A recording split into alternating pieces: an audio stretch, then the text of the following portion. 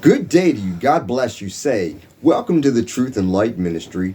I'm Reverend Brian Bradley, and you know, Easter is fast approaching, and families are going to be gathering together. Children will be hunting for hidden plastic eggs with treats inside of them, and hopefully, no one will be discussing politics.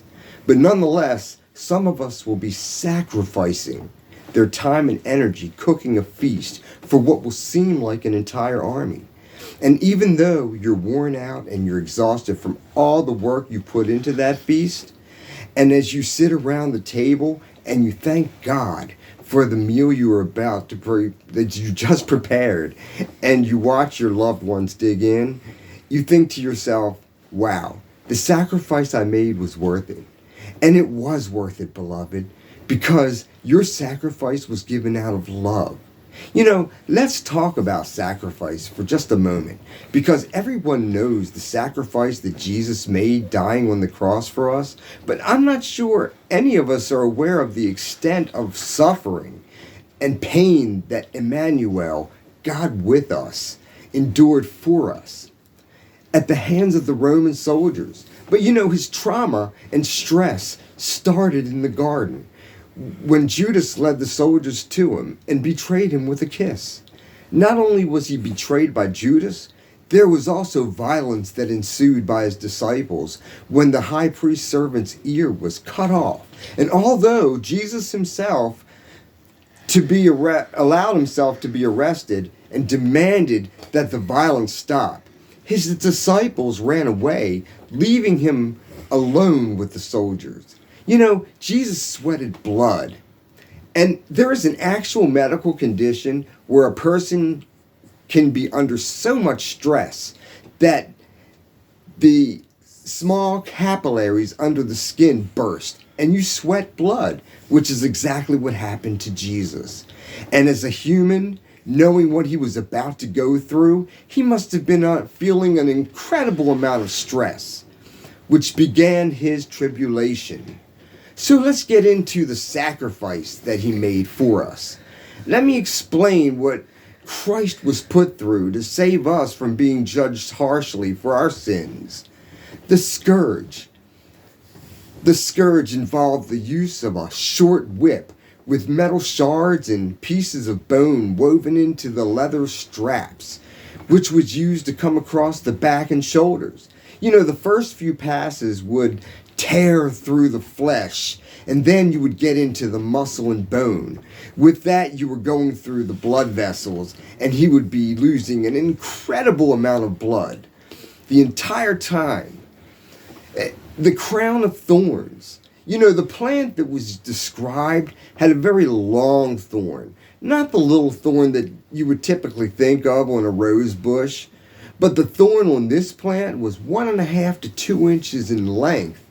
And so the scalp is the most vascular part of the human body, and that crown of thorns being shoved down onto the skin, into the bony plate, which would have caused an incredible amount of blood loss.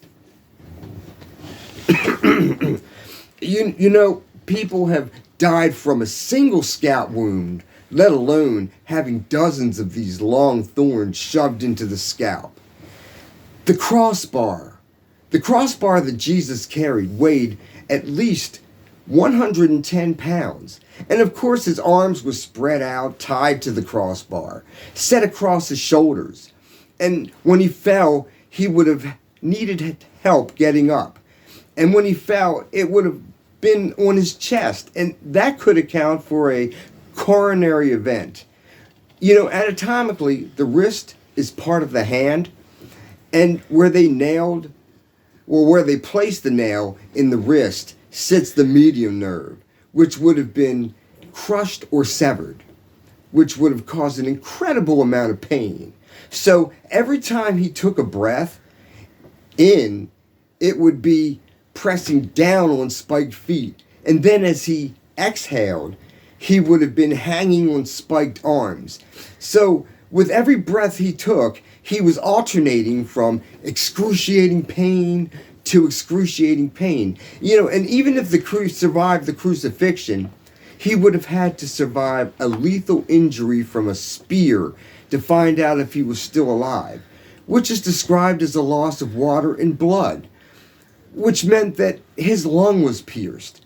And you know that any one of these injuries that Jesus endured would have killed him if he wasn't treated immediately by a doctor, because no human body could survive the injuries he sustained. And his last words on the cross was in defense of us. Forgive them, Father, for they know not what they do. But the miracle and what we celebrate is Christ's rising from the dead after 3 days in the tomb to complete the prophecy. But the sacrifice of the pain and dying on the cross is what we should always remember. You know, I spoke to a trauma doctor in researching this, and I was in awe when he told me that any one of these wounds were unsurvivable if they were treated immediately.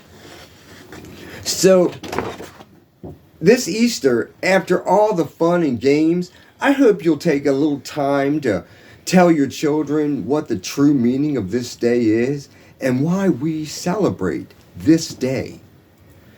Well, that was our lesson for today. If you want to contact me, you can do that here at Truth and Light Ministry 001@gmail.com. Or you can call or text me at 1-814-207-7619. Thank you for watching and have a blessed day.